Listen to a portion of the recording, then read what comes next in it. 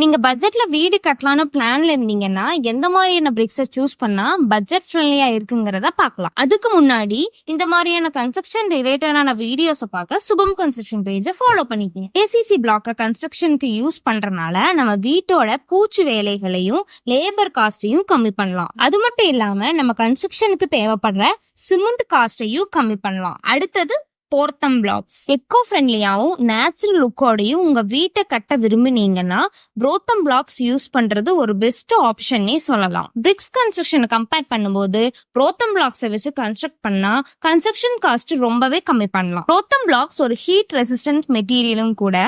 இதை வச்சு கன்ஸ்ட்ரக்ட் பண்ற பில்டிங் நல்லா கூலிங்கா இருக்கும். அடுத்தது இன்னர் லாக்கிங் பிரிக்ஸ். நீங்க ஒரு சின்ன கன்ஸ்ட்ரக்ஷன் பண்ற பிளான்ல இருந்தீங்கன்னா இதை யூஸ் பண்ணலாம். இதோட அட்வான்டேஜ் என்னன்னா கன்ஸ்ட்ரக்ஷன் காஸ்ட் கம்மியாகிறது மட்டும் இல்லாம பிளாஸ்டரிங் பண்ண வேண்டியதில்லை. இதோட இன்னொரு அட்வான்டேஜ் என்னன்னா இந்த பிரிக்ஸை ஈஸியா ரீயூஸ் பண்ணிக்க முடியும்.